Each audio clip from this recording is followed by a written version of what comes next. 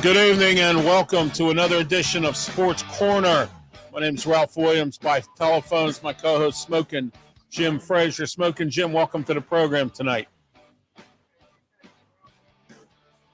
All right, thank you very much. As always, it's great to have you on board.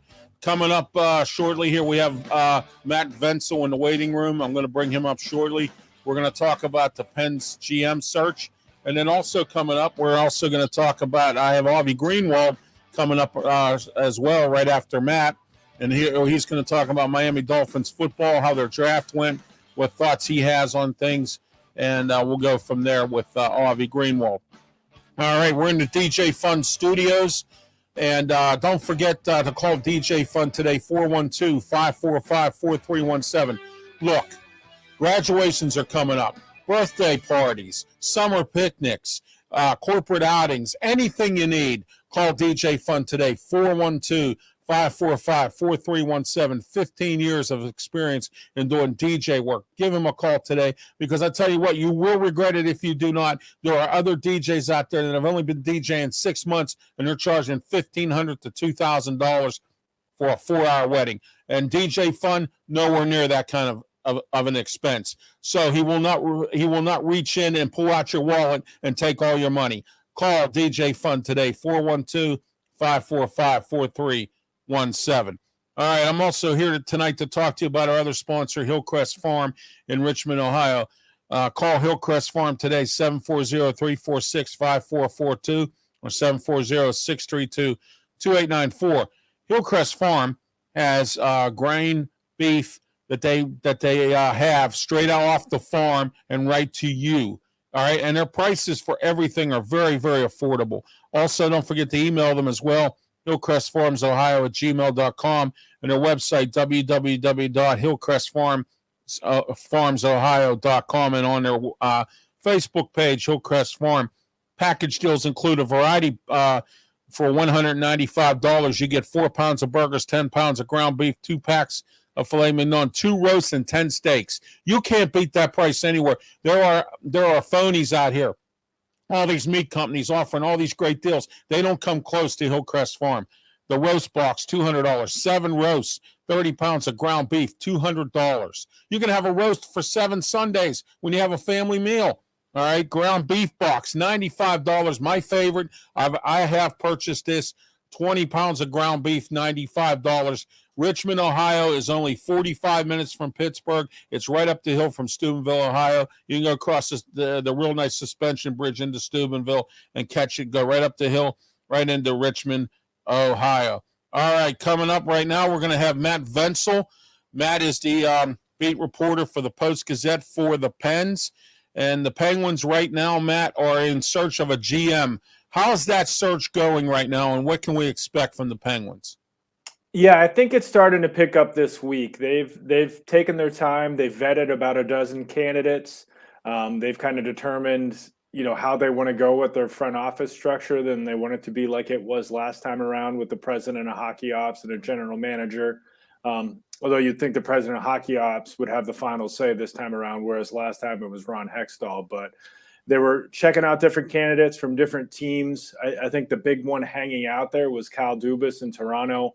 He was certainly somebody they wanted to talk to, and Toronto got eliminated, and Kyle Dubas said that he either was going to stay with the Leafs or take a little bit of time away from hockey. So with him scratching his name off the list, I think the Penguins know who's out there, and now it's just about whittling down that list for the second round of interviews. All right, Matt Vensel's with us from the Post-Gazette. He's the beat reporter for the Post-Gazette. He covers the Pittsburgh Penguins, and we're talking about their GM search. When they do get this GM, Matt, and I know the draft is coming up shortly and soon, they have to move fast here. Now, if they have a dozen candidates, it's going to take a while to interview everybody, or are they in the process right now of interviewing all these guys? Yeah, I don't know that guys and gals, sure. Because I hear there's a gal on there. That is true. Yeah, there's a couple of women. I mean, you hear reports about who's been spoken with or not. We don't know who they're incredibly serious about, but they did talk to a couple of women, Megan Duggan and Katie Madigan from New Jersey. Obviously, look what New Jersey's done this year. Why not talk to some of their top kind of lieutenants there in New Jersey. But yeah, I do think things are going to pick up here. I mean, they have a sense of who they want to whittle it down to. They probably have a good idea of who would be a good president of hockey ops on top, and then a general manager below. With the general manager job, that's maybe where we could see the two ladies from the Devils come in, or maybe someone else who does not have the the experience as a GM already, and then you have a more experienced person working above them. I think that's probably the approach they're going to have. But I do think here this week, maybe even early as next week, they're going to start to get serious, and we'll hear who they're very interested in. Now, we're talking about front office personnel. I know they have a GM search. They're also probably looking for another Brian Burke type that would come in and be the player personnel director. What are the candidates there, Matt? Yeah, I mean, some of the more experienced people that would seemingly fit into the president of hockey ops role. I mean, Mark Bergevin, we know him from the X Generation Penguins back in 2004, 2005. Right. He was the GM in Montreal. Peter Chiarelli is another name that's been out there, although not a lot of people are thrilled about that. I mean, he built a cup winner in Boston, and he also did a pretty poor job with Edmonton as the lead decision maker. So those are just a couple of the more experienced people you could see working above. Maybe a person like Eric Tolsky from Carolina. He's more of an analytics-based guy. He's had a lot to do with Carolina's success. I mean, they're in the Final Four for the NHL, but I mean, that's kind of the partnership they're looking for. I mean, it's kind of meshing all these people together. I mean, they do want analytics to be a big part of it, but it's not going to be everything. So they also want someone with experience leading teams. So it's kind of a unique situation for what the Penguins are looking for, because they want to contend now, but they also want to modernize the front office. So it's not going to be easy finding the two people who, or maybe even more, who have the personalities and the skill sets to kind of mesh together with what they want to fit. Fenway Group has deep pockets, Matt. I know they're willing to pay to fix this. Do you see that going on? Yeah, that won't be a worry. I mean, these guys have a reputation, whether it's with the Red Sox or the Premier League.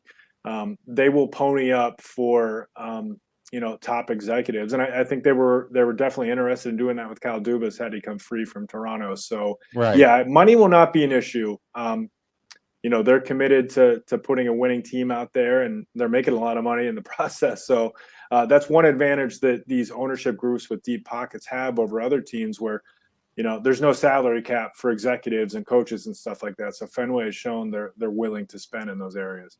There's some rumors, Matt, about Jake Gensel getting traded or being a trade person that they may trade. Is that the case, or are they not even looking at that at all until the new GM's hired?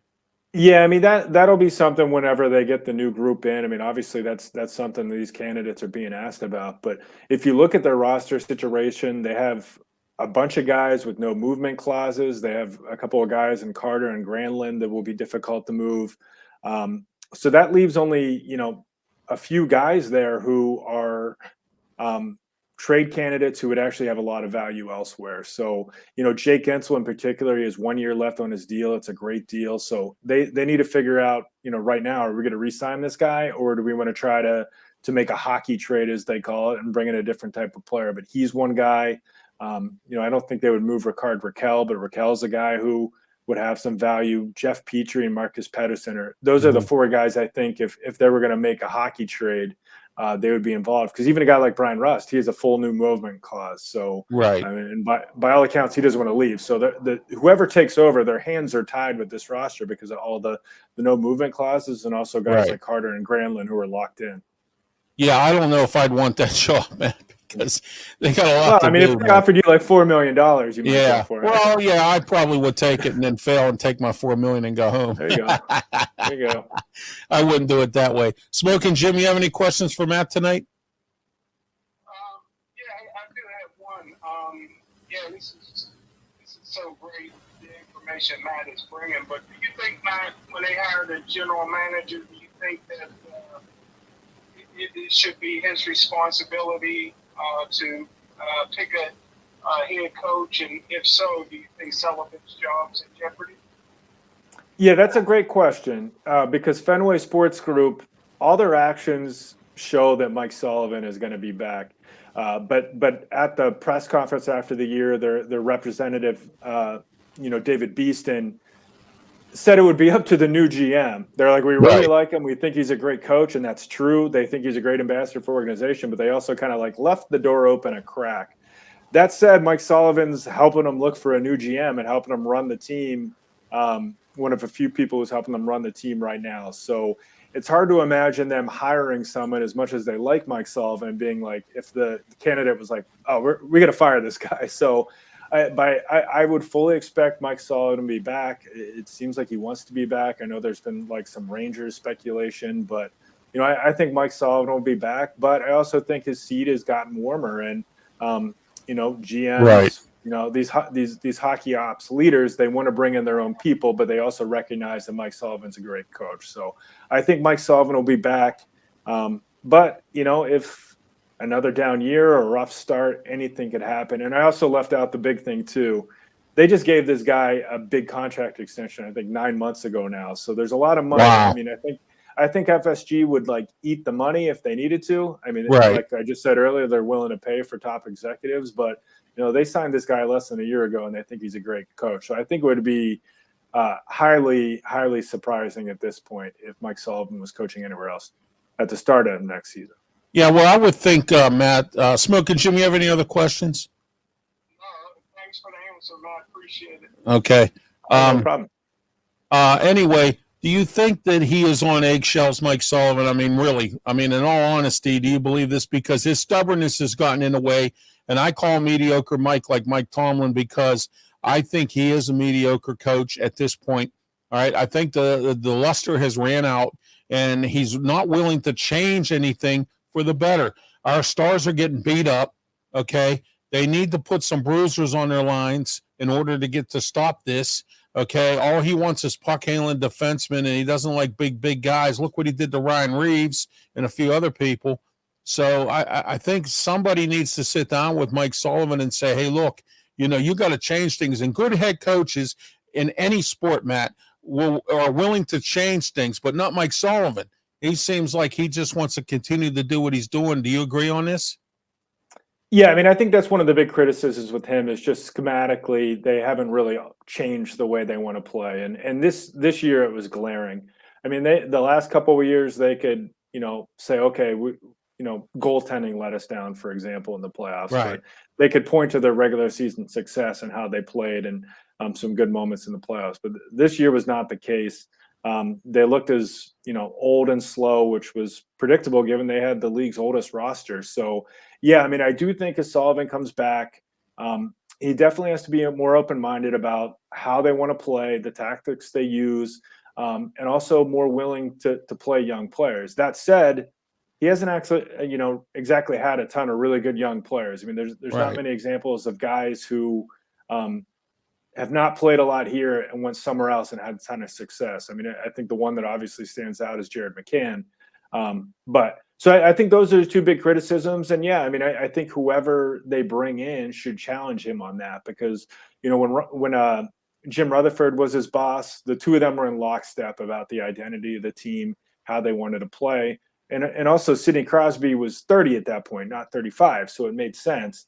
And with Right. Hextall and Burke, they talked a big game about maybe kind of changing, getting bigger, Right. particularly in the back end, but they didn't really do it. So Yeah, exactly. I would like to think that whoever the ownership group brings in, that person will challenge him more to kind of change the way they want to play. And also that person in this new front office team has to give them the players to work with. So I think it falls on everyone. I do think Mike Sullivan's a really good coach, but your points about it becoming stale here and him not showing, much willingness to evolve is a completely fair criticism. And maybe he goes on somewhere else and has great success. But I think it's fairly obvious that the Penguins are not going to win a cup next year if they try to play this way again, because they just don't have the horses anymore.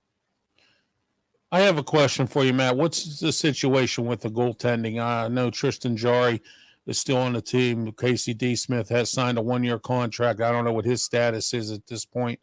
What do you think the Pens are going to do about this goaltending problem? Well, Casey has 1 year left on his deal. I think he makes like $1.8 million, which is, about typical Cap friendly. backup. Yeah. Yeah, typical backup money. He was really up and down for much of last year, but I do think he was pretty good down the stretch. He's having success right now for Team USA at the World Juniors for whatever's that worth. But I do think Casey will be back because it's not like there's going to be a huge market to bring in this guy in a trade. Right. Now, as far as Tristan goes, he's going to be free agent, and this is going to be fascinating to watch because 3 years in a row he's let the Penguins down, whether it was his play in the Islanders series 2 years ago or injuries the last 2 years. There's also a lot of kind of buzz that he has like a chronic hip, injury that could affect his career. And I'm sure if that's true, and I think it might be true, the Penguins will be hesitant to give him, a longer term deal. So I think all this is going to be fascinating. But I do think the only way the Penguins can do this and bring him back is if it's a 1 year prove it deal, team friendly. And maybe Tristan says, no way, I'm not doing that. I'm a 2-time All-Star, and they have to let him walk. But I just don't know how the Penguins can commit to this guy, particularly on a multi-year deal with his, his Right. unreliability and his injury. So I think, the only thing that makes sense for the Penguins is, a 1 year, $3-4 million deal and say, okay, prove it. And he may say, okay, I'm going to go to Columbus or Anaheim. I'm just picking random teams and just say, okay, these guys want to give me a five-year deal. I'm going to go take that money. Right. So if I had to guess, I'd say it's more likely than not that he is with another team next year. But again, this is one of those decisions that the new front office hires are going to make. So we can speculate all we want about what they should do, but we really don't know, what the team's right. going to do until We're not going to know until the in new there. people show up. Yeah, exactly. Exactly, yeah. Right. Smokin' Jim, you have any questions more for Matt? Sir. All right. One other thing I want to ask you about, Matt, is currently we're in the NHL playoffs. We have Carolina versus Florida, and now we have Dallas versus Las Vegas. Who do you think is going to take this for the Stanley Cup? Yeah, I think it's going to be a fun Final Four. I know some people have grumbled about the lack of like star power in McDavid or the big markets in Toronto, but these are 4 good teams. Personally, I wouldn't have a problem with anyone winning. I think there's good stories there across the board. I look at the team, whoever comes out of the East. I think they just are deeper teams, tenacious teams. Florida is a heck of a story. Barely getting into the playoffs because the Penguins screwed up, and now they're just unbeatable. They've got great depth, a lot of speed, a lot of tenacity, and Carolina as well. Carolina's had some injuries and they're still playing well. So if I had to pick a team, we'll say Florida. But I think whoever wins the East is going to win the Cup. But, I think they'd all be great stories. And, you see it every year with teams like Florida, though. Like they barely get into the playoffs. They have to win down the stretch. People kind of count them out and they just get on a roll and they win the Cup. So maybe that'll be the case again this year. I've said it many times, Matt, and I'll say it again. The playoffs, it's a whole new season. So, if Florida struggled to get into the playoffs and now they're playing well, it's a whole new season. And and a lot of folks don't understand that, but that's what it is. Matt, thanks for being part of the program tonight. I really appreciate it and your insight on the Penguins hockey. Smokin' Jim, you don't have anything else to add? Great wealth of information, man. I enjoyed that. Thank you. All right. You're welcome. And Matt, you have a great one. Thanks for being on the program. Appreciate you being here, and we'll be in touch again. Don't forget about June 20th. You got it. Our radio show is going to debut on Beaver County Radio, 5 to 6 p.m. every Tuesday, starting June 20th. Thanks, Matt. I appreciate it. Have a great one. That was Matt Venzel from the Pittsburgh Post-Gazette talking hockey about the Penguins and the current situation. Smokin' Jim, real quick before we go to Avi, what is your thoughts on this on the situation with the Penguins? They got their backs up against the wall. They're making some changes in the front office. Right. I think anytime you hire a general manager, you should be able to bring in especially if he's an experienced general manager, he should be able to bring in his own coach and the style of play and he wants to play. And with not making observation, man, if just give Sullivan all that money, I don't think they're going to eat it. Yeah, Fenway got the cash, So it's not going to be anything that would hurt them if they did eat it. So if they're willing to eat it, great. And like I said before, Smoking Jim, and I've said it many times. Fenway Group has deep pockets, and they're not afraid to spend money because they want a winner. And when the end of the season came up, and the gentleman from their group spoke, he said, "We're going to do whatever it takes and spend whatever it takes to get this organization back in order." So. I see that happening, and we're going to see where the Penguins go from here. All right, our next guest, who has been in the waiting room for a little while there, but he's been listening, Avi Greenwald. Avi, welcome to the program once again. How are you? Good. Thanks for having me on. Always a pleasure. You're welcome. Smoking Jim, say hello to Avi Greenwald. Oh, my man. All right. How you doing, brother? Good to hear from you again. All right, Avi, it's great to have you on the show again. Tell us about your thoughts about the Miami Dolphins, their draft, and their current undrafted free agents and things that are going on with the Dolphins organization. Well, first, I'd like to touch a little bit on our first pick. Obviously, we all know the Dolphins only had 4 picks. So we had to make sure that we addressed what we needed with what little we had. And I think we did a great job. We addressed what we needed. And going forward, I think they will all pan out, and they will all help out where they're needed. First, let me start a little bit about Cam Smith, second-round cornerback. Look, this guy is a fine athlete whose ability to play the inside and out and his love for making plays in the running game should get him on the field right away. Even in a secondary that already boasts top talents like Jalen Ramsey, Xavier Howard, I think he can make an impact immediately. He's a little unrefined in terms of his technique. Right. But landing on a team with 2 all-pro corners to learn from has got to be a dream scenario. Right. 22-year-old was taken for a reason because he excelled at breaking up passes in college, and he definitely impressed scouts at the combine. Obviously, he lacks a little bit of size, but he may be better off in an inside matchup against smaller slot receivers. But I definitely think he'll make an impact right away. Obviously, we'll be getting on the field right away. All right, tonight, everybody, we're battling the election. So we're having our primary here in PA or LV. So we're actually battling the election. It just got over at 8 o'clock. So that's probably why if the viewership is down, that's probably what's going on. I had Cam Smith on my list to be drafted. I was hoping the Steelers would get him, and I know he was on their list a few times. So Cam Smith is a good player. But I'm happy with what the Steelers have done for their draft and the free agents that they have signed, and they just signed a few more today, which we'll talk about later, Smoking Jim and I.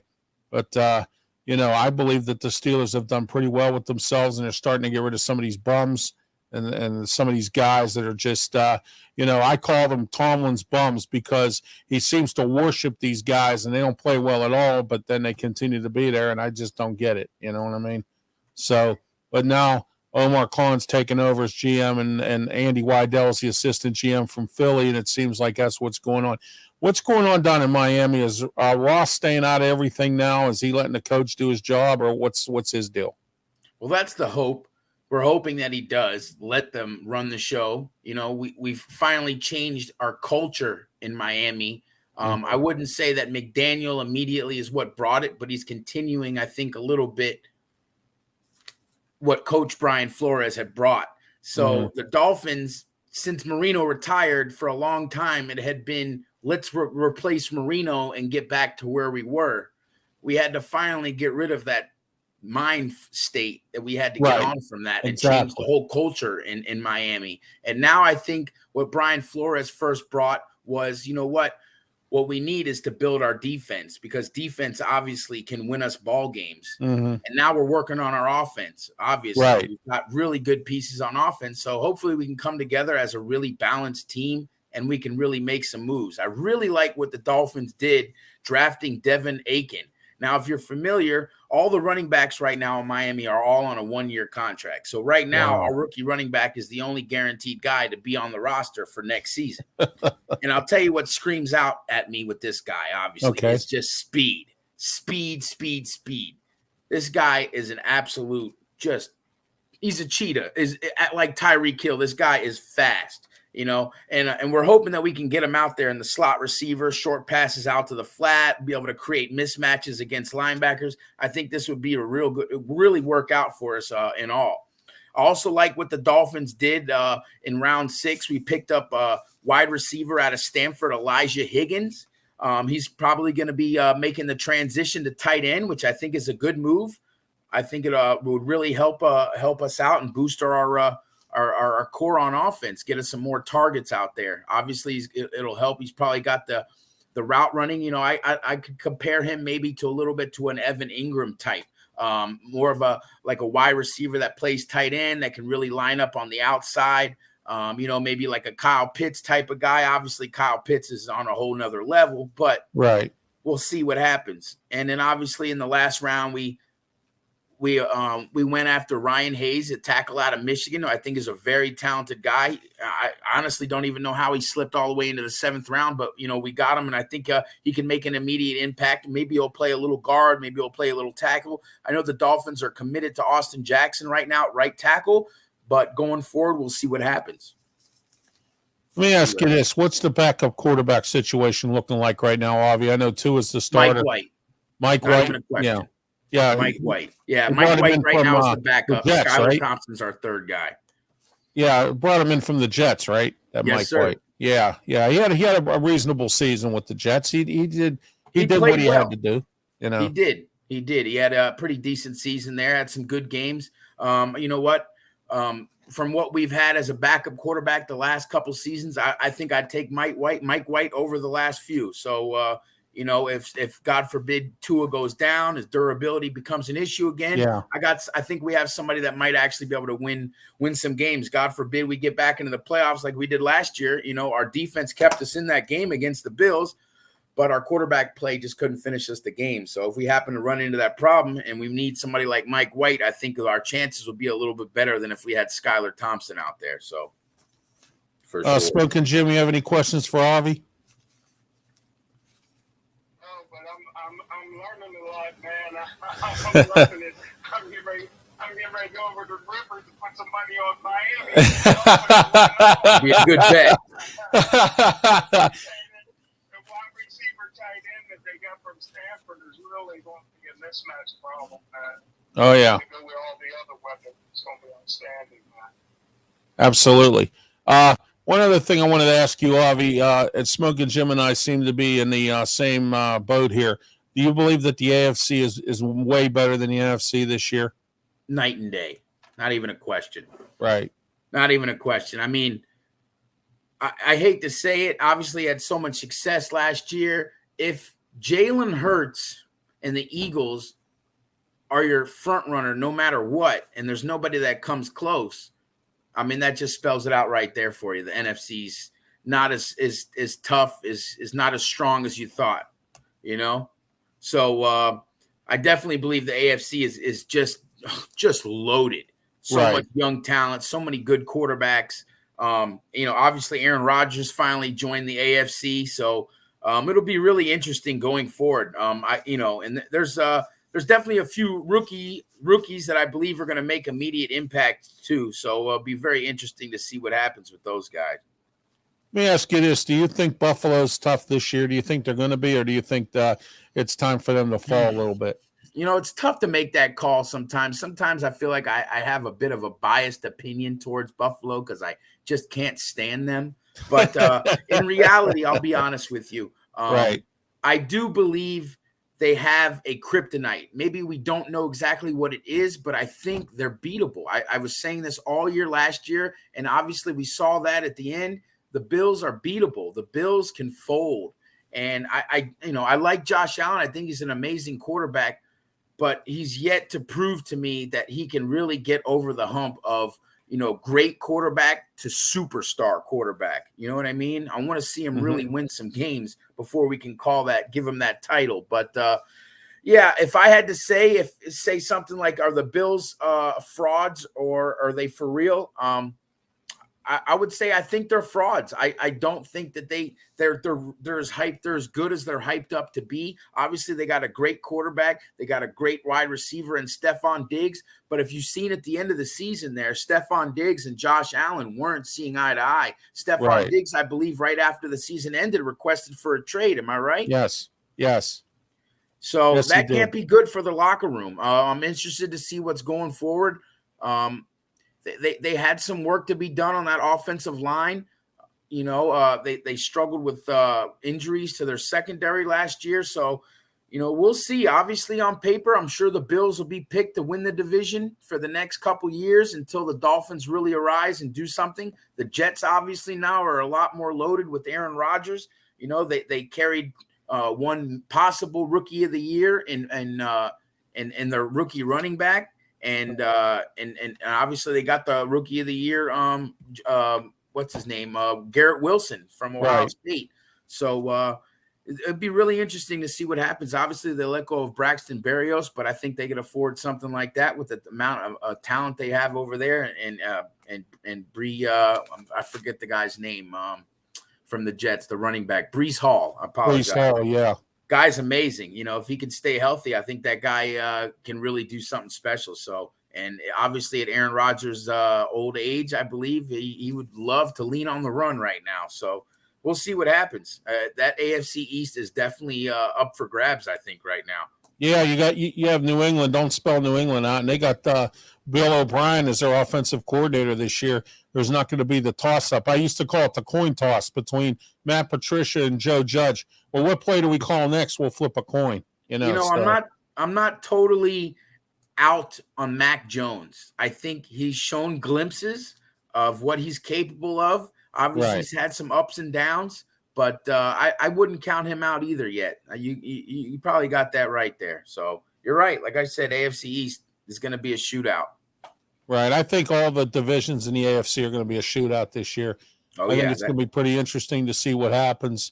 The West, Kansas City, and then you have the LA Chargers. If Brandon Staley can not make boneheaded decisions, I think the LA Chargers, and he's on eggshells for that too, by the way. Because I think upper management's had enough of his boneheaded decisions he made last year that cost him some games that they probably could have had a better record if he didn't do that. And, so instead of going to his assistants and saying, hey, look, he tried to do it himself and look what happened. And, it blew up in his face. And I'm not sold on the Raiders with Josh McDonough, I call him, so I'm not sold on the Raiders either, but I think most of the AFC has gotten tougher, better, and it's going to be really hard for this year for wild card teams to get in. You're going to have to win 11 or 12 games or more, maybe. Yeah, that's true. I mean, so Avi, thanks for being on the program. I'll talk with you Friday on the External Bum podcast. That's always a barrel laugh. Smokin' Jim, do you have anything to talk about? Excellent call as usual. Thank you. Avi, thanks for being on the program once again. Thank you. I will talk with you Friday on the External Bum podcast, which is on Blog Talk Radio with myself, Mark Mancini, and our guests will be Avi Greenwald and Joe Kuglis also, and Smokin' Jim's always invited as well. It's going to be an interesting Friday talking about bums in sports and some other sports things as well. Avi, have a great one. Thank you for being part of the show, and we'll talk to you again. Thanks a lot, Ralph. Take care. All right, that was Avi Greenwald from Miami. Eric says Mac Jones was voted top 100 player in the NFL after his first year by his peers, the NFL players, so I agree. Thanks, guys. That was Eric. Thank you for watching, Eric, as always. All right, Smokin' Jim, let's get to the program here. Let's get started here. We're going to talk about the Steelers. Today, the Steelers signed defensive lineman Manny Jones from the he come out of they got him off of waivers, and they also signed Hakeem Butler, who's a wide receiver. They got him from the XFL, former NFL player. What are your thoughts on today's signings? Who did they sign out in here? You said Hakeem? Yeah, Hakeem Butler. Yeah, he was playing in the XFL, former NFL player. I think he was a pretty high draft pick at one point, and they signed him today as a wide receiver. That wide receiver room, Smoking Jim's getting kind of crowded, don't you think? Yeah, it'd be nice if they have a star in there like Jordan Addison. the Jordan Hey, man. the Jordan Addison effect, right? You gotta give the quarterback somebody that he's comfortable with. They blew it right there. But I tell you what, man. Competition makes everybody better. Right. I'm not sure if any of the signings made the Steelers close the gap with Cincinnati at all. They got to worry about the Baltimore Ravens as well. Who knows what the Cleveland Browns are going to do. So it's all about closing the gap with Cincinnati Bengals, and I haven't seen the Steelers do that yet. Right, exactly. Yeah, the Bengals have been tough last few years. They were in the Super Bowl, so I can't complain about Cincinnati, and I have to agree with you as much as I can't stand them either. But I have to agree they're the team to beat in the AFC North this year. Baltimore, I don't know about Baltimore this year. We're going to find out what happens with Lamar Jackson. We're going to see if he's able to stay afloat here and not have another concussion and get injured with that big contract. We're going to see if he plays better. His arm stinks. We all know that. That's why wide receivers want to leave. Like Antonio's Brown cousin, his cousin there, that Marquise Brown, he left because he wasn't getting the ball. I mean, a wide receiver wants to get the ball, Smoking Jim, and you know that. And I mean, and that's the bottom line right there. All right. The Steelers hosted Kwan Alexander, a free agent from the Jets. They brought him in. I see some guys cuts. We're going to talk about that. I have a list of people who I think are possibly going to be cut. We're going to go over the schedule as well and our projections for the season and the record and all that. J.J. Watt has announced that he will not play for the Steelers or any other NFL team. What did you think of this decision of J.J. Watt or Smoking Jim? We'll see. I mean, he's sure spending a lot of time in Pittsburgh and tweeting with Coach Tomlin. So we'll see come around September and October to see if he, right. Up in the black and gold. Oh, yeah. All right. Also, they signed a rookie free agent running back, Alfonso Graham. Some more speed. I hear this guy is very fast. I see Benny Smell getting cut. If this guy is what they say he is, they say he's going to be another Warren. He's going to be able to come in and be able to start right away. I could see a three-headed monster in the backfield along with a fullback. They want to run the football, and they signed Darnell Washington this week and a few of their other draft picks, the bottom part of the draft. They still haven't signed their number 1 and 2 draft picks yet, or their number 3 pick. So we're going to find out what happens this year. Will Calvin Austin get over his injury? See what this offense does. Matt Canada's definitely on the hit list there. He's on walking on eggshells.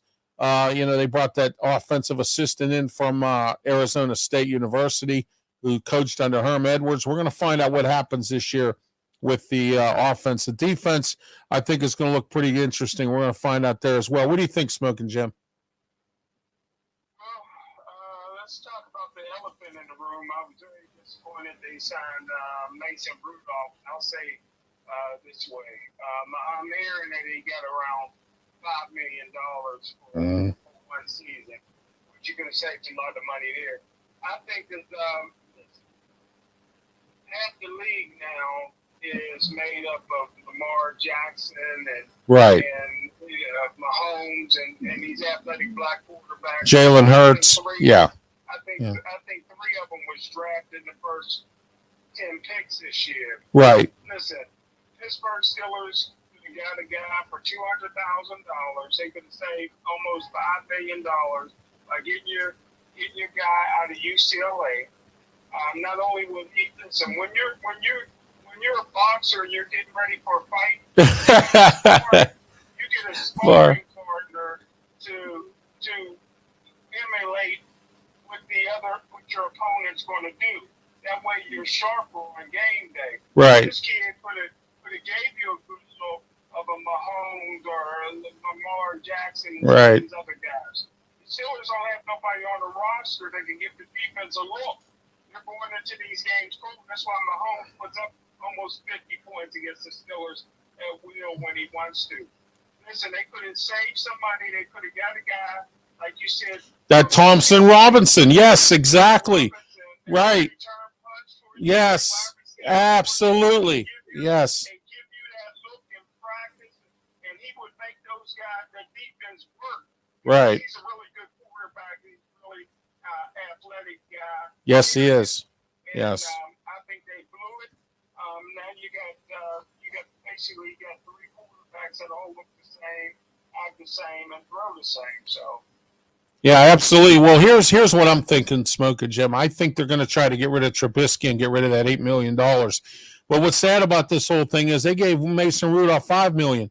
I think they could have got him for way less than that to sign, I think. And I believe that they're going to take Trubisky's money and get another player or do something with it. One of these rookies they got in here, one of these undrafted free agents will be our third string quarterback. I would love to see Mason Rudolph be our top backup. I would love to see that. I like Mason Rudolph. Like yourself, I agreed that, he should have, he got a raw deal out of this whole thing. And the sad part about it was, just like Jordan Love sat behind Aaron Rodgers, he sat behind Ben Roethlisberger. And then when Ben finally retired, he had his opportunity, and the Steelers didn't give him any kind of an opportunity. So, I mean, that competition last year was hogwash. I find, I thought it was a horrible thing to do. You should have just named your starting quarterback from the get-go. You should have had Kenny Pickett there. Tell Trubisky, hey, look, you're going to be a backup. They overpaid for him anyway. So, I mean, here we are now with this situation, and I really wish they would have took Thompson Robinson. I wish they would have done something to try to get him. I know they watched him at the East-West Shrine Bowl, and I thought they'd actually kind of sign or, draft him, or even, if he was still there, but now he's with somebody. I can't remember off the top of my head who he's with right now. But anyway, he's with somebody, and that somebody's got a good athlete. So that's a great thing. So, I think he's with Cleveland. And if he's with Cleveland and Kevin Stefanski puts him in the offense, look out. He could kill the Steelers. You know what I mean? And it's a different look. It's just like when we had Cordell Stewart and Mike Tomczak was the quarterback. Remember, they had that stupid competition with Jim Miller, and Miller didn't work out. And then they brought Tomczak in, and then they would have Cordell come in and do goal line situations at times. Robinson would have been excellent for that.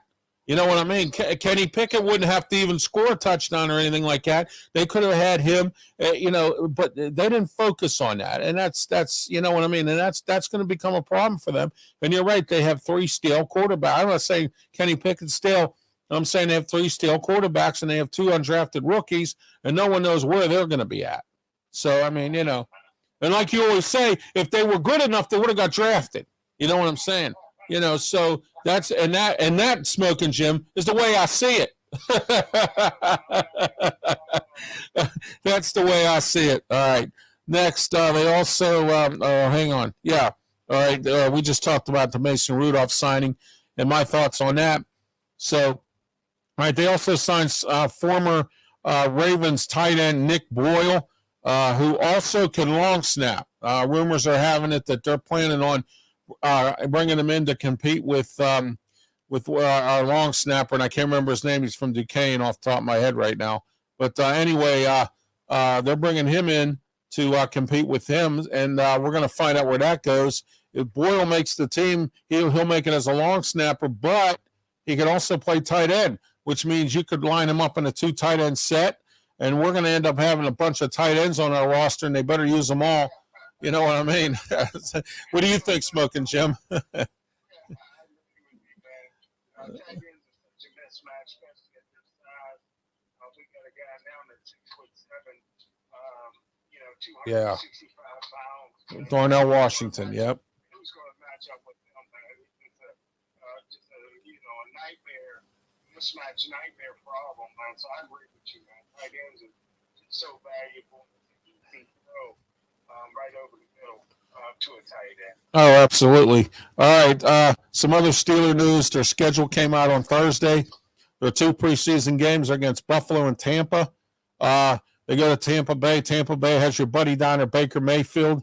They have a head coach in Todd Bowles, who's walking on eggshells. All my Tampa buddies down there, Leo Haggerty, Peter Blake, J.C. Allen, and all the rest, and Harry the Greek have all said the same thing, that Todd Bowles will be on eggshells this year. So we're going to find out what he does. They brought in that quarterbacks coach from Seattle to fix the quarterback situation. They have Kyle Trask down there, and I believe they signed an experienced guy, one of those guys you never hear their name until they play. They signed him a third-string quarterback. So we're going to find out what happens. And then our other preseason games against Buffalo. What do you think about this preseason game thing, Smokin' Jim? You think they should keep the 4, or do you think putting it down to 2 is the thing? I can get back up to 6, man. When I grew up, it was 6. 6, yeah. Yeah, so did I. Right. Guys like Donnie Shell and those guys made the team because of the extended exhibition. Listen, I've said it all along, and I'll say it again. Pro athletes are a piece of meat. They're here for my entertainment. Shortening their careers, yeah. Oh, yeah. Yeah. Well, there's a lot of money in sports, Smokin', Jim. You know that. It's a $1 billion industry. I mean, all across the board, no matter what it is. So, hey, by the way, Smokin' Jim, since you're one of the boxing authorities, I wanted to ask you what your thoughts were on Le'Veon Bell versus Vontaze Burfict in a fight. Well, I tell you what, man, Le'Veon Bell must need money, but he does got good boxing form, man. When he beat Adrian Peterson, I was shocked. He bit off a little bit more than Chewy fought a guy with too much experience. Right. His next fight, but I tell you what, man, I think he should keep on fighting. He's pretty good. He'll probably beat Burfict in the ring, but in the street fight, Burfict will kill him. All right, the Steelers' schedule is interesting here this year, Smokin' Jim. What's your thoughts on the record? Have you looked at the schedule? All right, well, we start off with San Francisco. That's our opening game at home. We play Cleveland at home. Then we go away to Las Vegas and play the Raiders. That could be a trap game. We always seem to lose to the Raiders at their home field. Like the year that Terrell Pryor ran for the touchdown down there at Alameda County Stadium, and the Raiders were horrible, and they still beat us. They came to Heinz Field at Acrisure Stadium, and when they showed up there, they beat us, and they were sad that one year too. So I don't spell out despite the fact Josh McDonough is their coach. My birthday, October 1st, they play Houston at Houston. That could be another trap game because you got DeMarcus Ryans or D'Amico Ryans as their new head coach down there, and I hear from what I hear right now, he's got that organization pumped up. So if he pumps them up down there and gets it rolling, we'll see what happens. Baltimore on October 8th at home. Then we go to the LA Rams. Well, the Rams, they've been horrible for the last few years because Todd McShay got egg on his face because he decided to go with free agents and forget the draft. Forget the fact that you got to build from the draft. Everybody knows that. But Todd McShay thought, well, you know what? I think I'll just sign all these free agents, and then they end up spending all this money on them, and then they end up getting hurt. So what does that do for your team, Smokin' Jim? Nothing. So, So anyway, October 29th, we play Jacksonville. Doug Peterson. They come to town, and then we also play Tennessee on November 2nd. Thursday night game against Green Bay. The Tennessee game is a Thursday night game. And we play Green Bay on November 12th. That's going to be interesting. I'd like to see what Jordan Love's made of. We're going to find out, I believe. And November 19th, we're at Cleveland. Then we're at Cincinnati. That's going to, the two Ohio teams. And we got to play them back-to-back at their place. That'll be interesting. December 3rd, this should be an easy win, but I wouldn't take them easy anyway. Arizona, anything can happen. December 7th, Bill Belichick and his gang, the New England Patriots. That's a Thursday night game. We have two of them. The NFL wasn't very nice to us. So we also, the following week, we play at Indy. And then December 28th, we play. Or I'm sorry, yeah, we're at Indy on the 28th, and then on the 31st, we play Seattle, and then we're at Baltimore to finish the season. Smoking Jim, I'm predicting 10-7 or 11-6. What do you think? I think the playoffs are probably going to go 11-6, even with a wild card. Right. I don't know 10-7. No, I don't think so. I don't at all. I don't believe that'll be the case. I believe that that they're going to have to win 11, maybe even 12 games, because it's a tough. We talked about this earlier. It's a tough AFC this year. It's not something to laugh about. So I mean, potential Steeler cuts. Here's my cut, Smoking Jim, and you can add to it if you want, and I'll get your list. Kendrick Green, Gunnar Olszewski, Akil Witherspoon, Benny Snell, Kevin Dotson, Levi Wallace, and James Pierre. What do you think? I'll tell you what, man. I think you might be right there. Hey, I don't see Witherspoon making the team this year. Okay, and he's a bum anyway, so I don't see him making the team because we improved with Patrick Peterson and we got a few other guys. You know what I mean? And Levi Wallace might even be on the chopping block too. I mean, that cornerback room's going to be interesting this year. Preseason's going to be something else, and then practice and everything. Oh my gosh, and we got that kid in the 7th round from Purdue, and so I mean, there's no playing around here with the Steelers this year. They're not joking, and there's going to be a few guys on the outside looking in. Maybe Dan Moore. I'm hearing if Dan Moore does lose his job, I believe he'll stay as a backup, but Kendrick Green is gone. He's done. I don't see him being around here this year. All right, let's talk about the Pirates. They blew it again tonight, 4-0 against Detroit to start the series. What a way to go there. Their record now is 22-20. They're in second place. They're a game back from Milwaukee because of this big losing streak. Mitch Keller had a phenomenal game and also is working on a contract extension. Do you think they should give him an extension right now, or do you think they should let him ride out his 2 years he has left? The pitcher? Yeah, Mitch Keller, yeah. I would give him a contract. They've been throwing some money around. He did some things. It was against some of the worst teams in the league, but he still was able to do some things. You need very good pitching. He seemed to have confidence. He got youth. He's a young guy, so I would take a chance and give him a contract.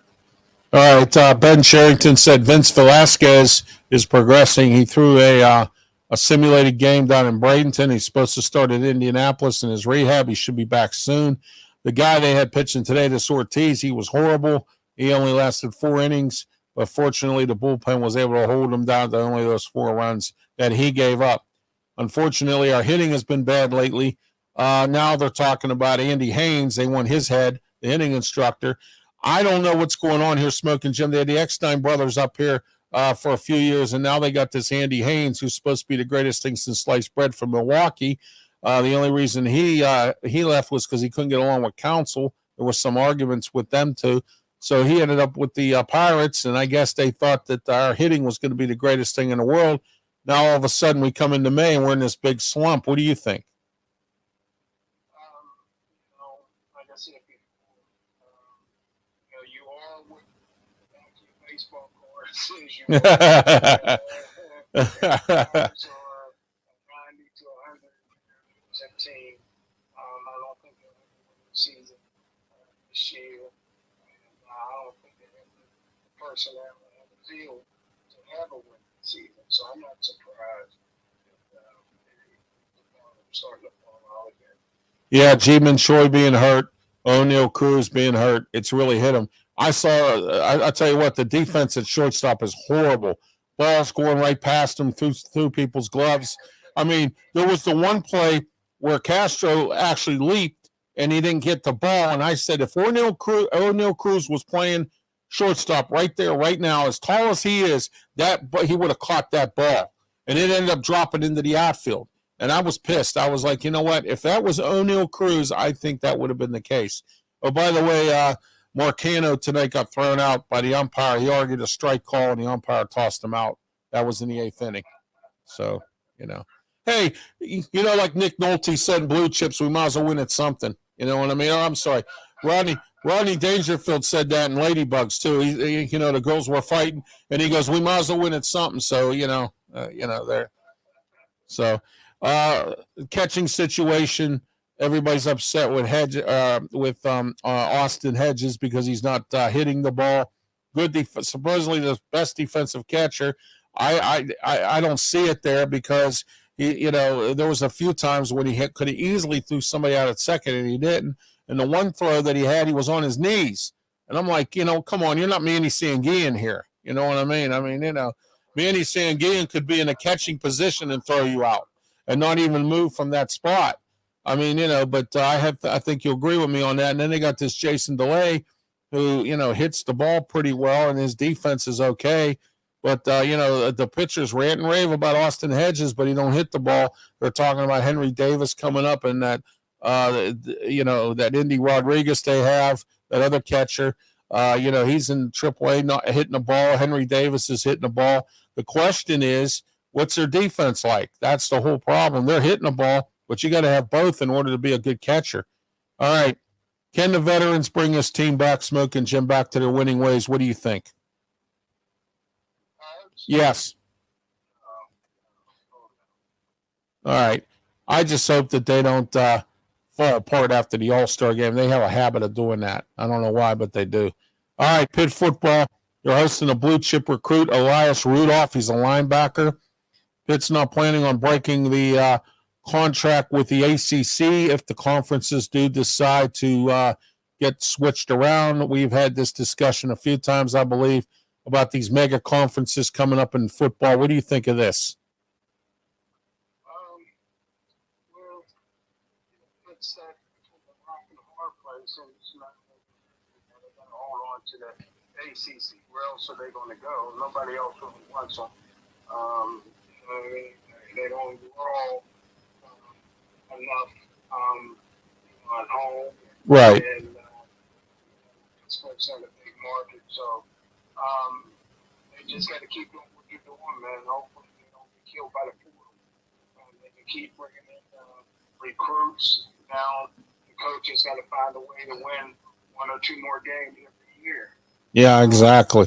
Right. Figure it out, man, because the coaching has been poor. They have too much talent to the NFL for them not to be able to play the BCS game. Oh, absolutely. BCS games every year. Absolutely. They went to the Sun Bowl last year, and then Pat Narduzzi has this bad habit, just like the rest of the Pitt coaches over the years, of losing these stupid games that they should win. Like they should have blew out Georgia Tech. Georgia Tech came right in and beat us, and they were the worst team in the ACC. I think they only had like 2 wins or something last year. And then at the end of the year, they ended up winning 5 after they beat Pitt. So, it was just a horrible situation there. They have plenty of quarterbacks now. They have so many quarterbacks. I don't know if they know what to do with them. So, we're going to find out exactly what I know Phil Jerkovich will probably be the starter. And, they have a few other guys. They have Valu kid from Penn State. And they got a couple other guys as well that are still in the system. Nate Yarnell's still there. We're going to find out what happens with him. So an early bowl prediction, all right, and this is coming from our so-called experts here. They're saying that Pitt could be in the Duke's Mayo Bowl. Oh, boy, against Ole Miss, because they're saying that Lane Kiffin's going to have a pretty bad season this year, not a real good one. He hasn't had a really good one. Ole Miss was in some generic bowl last year, too. I don't think they made it too far. But Pitt's going to be in the Duke's Mayo Bowl. That's the prediction. So, but so far that's a preliminary. We know how that goes. Their schedule's looking pretty bad. It's a tough schedule this year. But first they start off with Wofford. Man, Wofford's really tough, Smokin', Jim. Wouldn't you think? You never know, man. September 9th, Cincinnati.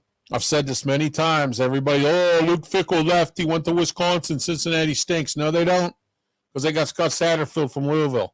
So, there we are. So, Louisville had to get a new coach this year, and Scott Satterfield moved on. He went to Cincinnati. So, and guess who beat Pitt the last couple of years? Louisville. So there you go. All right, then we go to West Virginia. Neil Brown down there, I hear, is on eggshells. I tried tonight, Smokin' Jim. I tried. We're going to talk later on about Bob Huggins in a few moments. I tried to get a reporter on here that reports West Virginia. Two of them declined. They wouldn't come on here. So so there we are. I was going to reach out to my old buddy Adam Crowley, but I don't think he would come on here, even if I did reach out to him. So. But anyway, we also play Wake Forest this year. We haven't played them since the championship game a few years back. The one where Kenny Pickett used his little dance move to get around or whatever he did. And we were at Notre Dame this year. I think we could probably beat Notre Dame. Notre Dame might not be that good this year. We're going to find out. Florida State would play here. Hey, don't sell Florida State out. Mike Norvell's doing pretty good down there. It's taken them a few years to get things built. I always say this, Rome wasn't built in a day, but now he's starting to show where he's at. He's starting to get Florida State back up where they need to be. They're at Syracuse, but guess what? They're playing at Yankee Stadium. Yankee Stadium against Syracuse. Dino Babers. There's another guy. He saved his job last year by having some wins, but then the end of the season, they blew it. You and I, we were talking about how they beat Purdue and they beat all these teams at the beginning of the season, and they were going to be the greatest thing since sliced bread. And I thought this was going to be that last year was going to be the year for Syracuse, and then at the end of the season, they imploded. I mean, I'm like, wow, So I thought that was crazy, but anyway. And then we play Boston College. Phil Jerkovic will be playing against his former team, and we get to look at Dino Tomlin. Oh, my. And I heard he's going to have 4 touchdowns against Pitt. Then November 25th, we're at Duke. Don't sell Duke short. They had a pretty decent season. I don't see Virginia on the schedule this year, and I don't see Virginia Tech on the schedule this year. So them teams are still trying to recoup with their new coaches. All right, let's take a look at other local sports. The Maulers. Hey, Smokin' Jim, the Maulers. Man, they won 2 games this year. They're 2-3. They beat Michigan 23-7. What do you think of the Maulers, huh? They won one more game than they won last year, and they already won it. Wow. There we go. Yeah, and they play a sad, bad Memphis team on Saturday, 12:30 p.m. on a useless A network. 12:30. Riverhounds Saturday they beat New England 1-0, and that was on May 9th. The 13th last week they won 2-1. They beat Birmingham, and they always lose to Birmingham. Louisville and Birmingham are problems for the Riverhounds, but they beat them this time. Next game is this Saturday. They play the Las Vegas Lights, and the Pittsburgh Passion are 2-1. They beat Tampa Bay 21-6 on the 6th. The last Saturday they won 62-0 over Boston, and this Saturday they play the Detroit Venom. So there you are, the Pittsburgh Passion, our women's football team here in Pittsburgh. All right, let's get into this Smokin' Jim here. I'm going to go off on these. I'm going to do this other stuff here real quick before we get into Bob Huggins. All right, in the NFL, Jacksonville Jaguars have received from permission from the NFL for relocation if they cannot. They have made improvements on the stadium. The Khan family down there who owns it, as you know, Tony Khan is the owner of AEW. His family owns the Jacksonville Jaguars. They have so much money they can afford their own stadium, but the NFL has given them relocation because they have not drawn the fans down there that are needed to keep an NFL team. What do you think of this situation in Jacksonville? Do you think Jacksonville's just not a big enough city to provide for this, or what? No, they can. They just gotta get hot. I mean, right. Look at Green Bay and some of the other ones. Jacksonville, when they were winning, 30 years ago, or whatever it was. Yeah. When they were 1996, they came in. Yeah, 1996. Yeah. Winning, they had no problem. The Jacksonville Bulls in the USFL was a very well-supported team. Right. Down there in northern Florida. So they will support. They just got to, Jacksonville has been down for so long. They just got to, come up a little bit.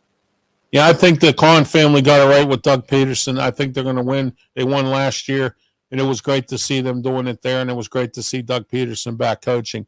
But they have relocation permission if they decide to relocate. So the Saints are looking and signing former Steeler wide receiver James Washington. How do you like that, Smokin' Jim?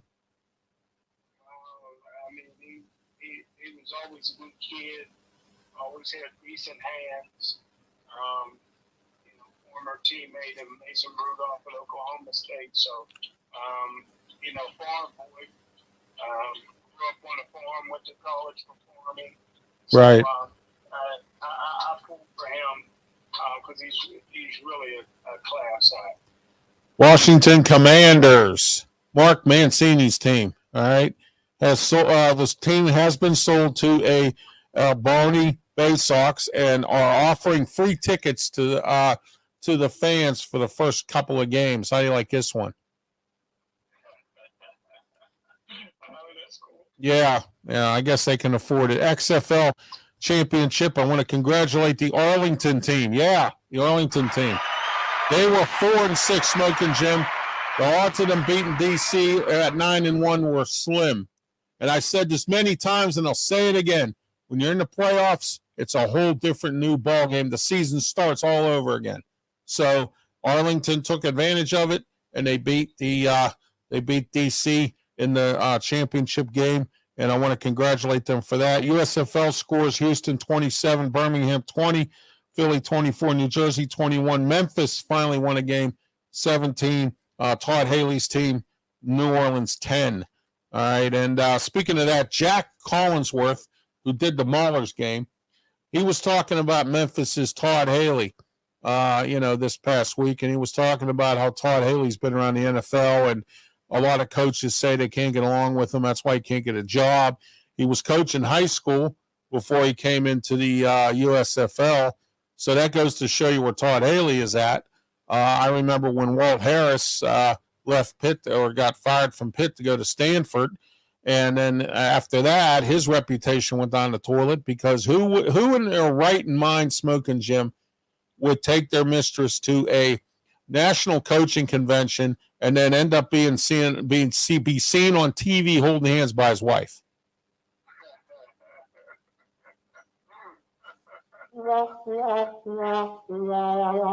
Something else, isn't it?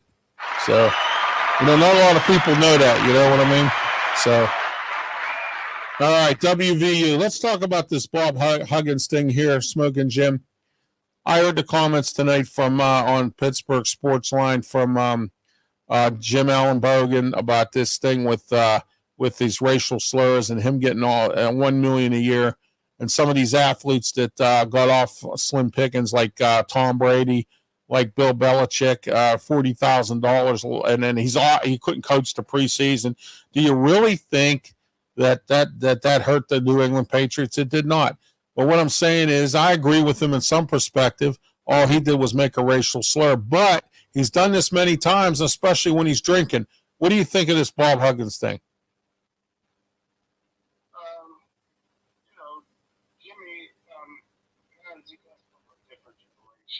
Right.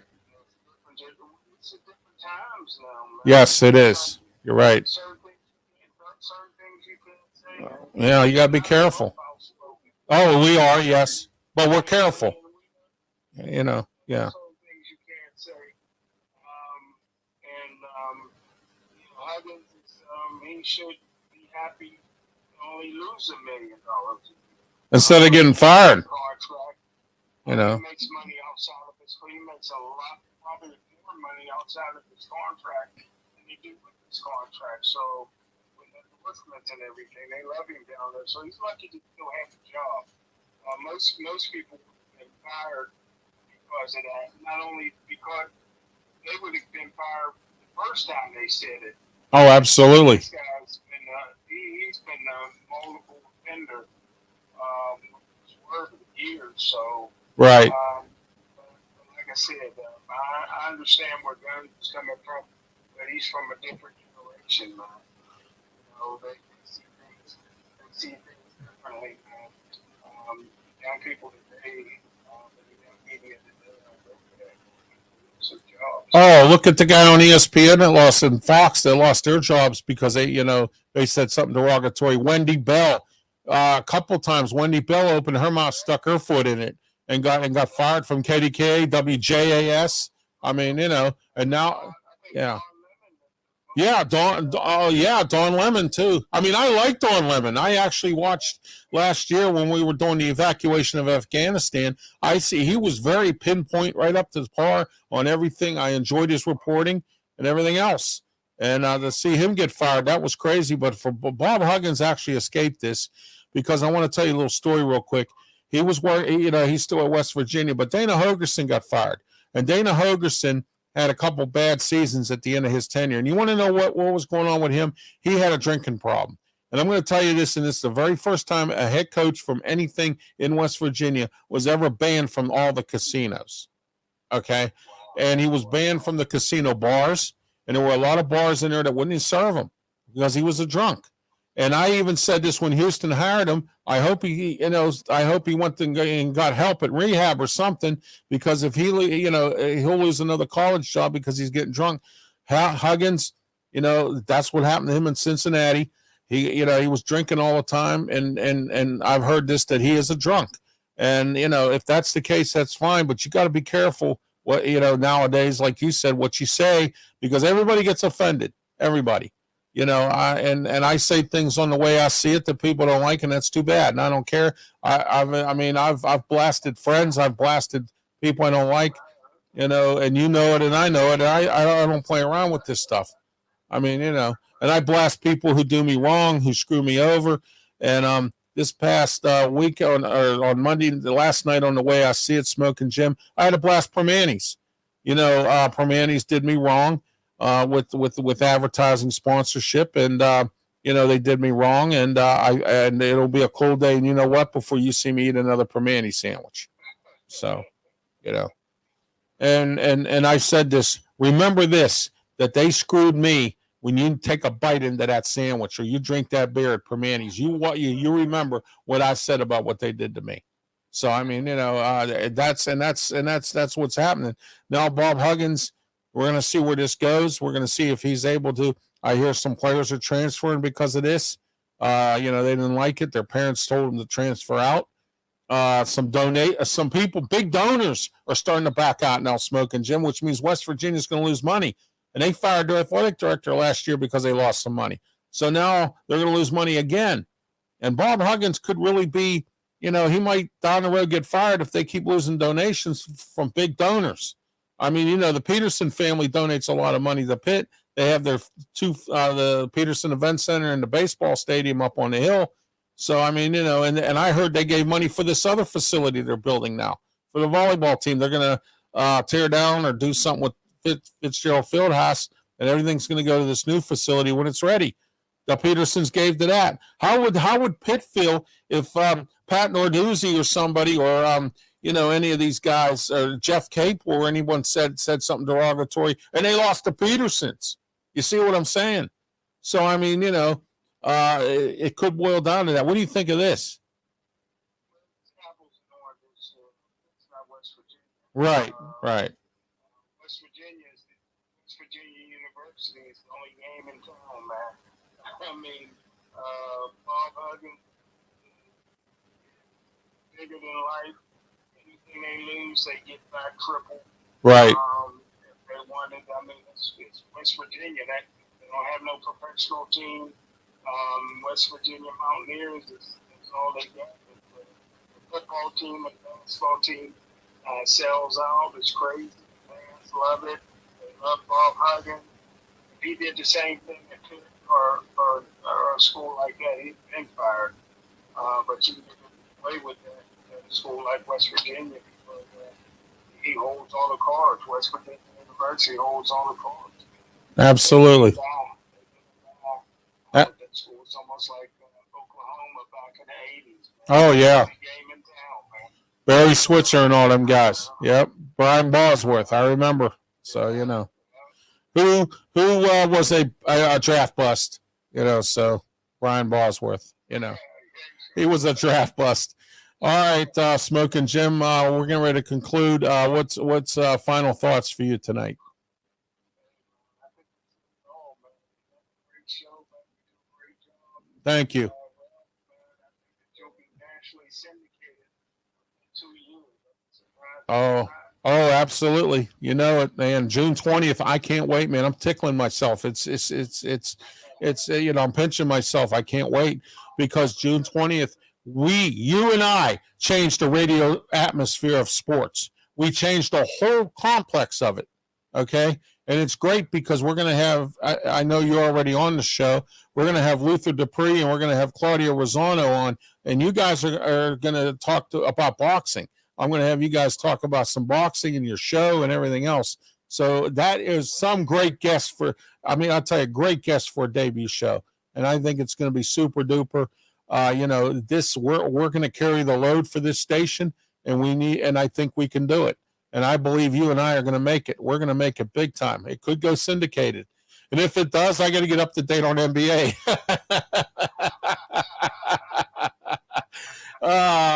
But you know what, though? There are companies out there like Amped Up Sports and a few of these other ones, Let's Talk Sports and some other companies that I'm sure would carry us syndicated. And we could just talk Pittsburgh sports and be syndicated. Nothing wrong with that either. But there are those out there. And don't forget, everybody, mark it on your calendar. Our debut shows Tuesday, June 20th, 5 p.m. to 6 p.m. And every Tuesday after that, we'll be on every single Tuesday on Beaver County Radio, 99.3 FM, 95.7 FM, 1230 AM, and 1460 AM. Now, Beaver County Radio in February just bought out Butler Radio. So guess what? We're going to be on their stations too. So I will keep you up to speed on that. All right, because they're simulcasting everything for now. And until they come up with a game plan as to what to do with all the stations. But we're going to be on their stations as well. So we'll be in Butler, and you can watch us no matter where you are, because we're going to be live on Facebook. Okay? And also, we're going to be live on their app, Beaver County Radio app, and that you can put in your phone, and also on their website. So I'll tell you what, if you don't catch our debut show and you don't watch or listen to us, shame on you, because you're missing some good sports programming that we're going to be having here on Sports Corner on Beaver County Radio. It's the next step to where we need to be. And you know what? We're going there, and we're going to go there. All right, I want to talk to you before we leave about Draft 412. Get on their website, Draft 412, $9 a month. They keep you up to speed on everything. Baseball, hockey drafts are both coming up real soon. And guess what? They have all the details of all the guys that need to be drafted, the information, everything. Okay? Go on their website, Draft 412.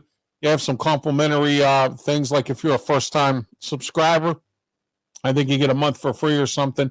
It's $9 a month.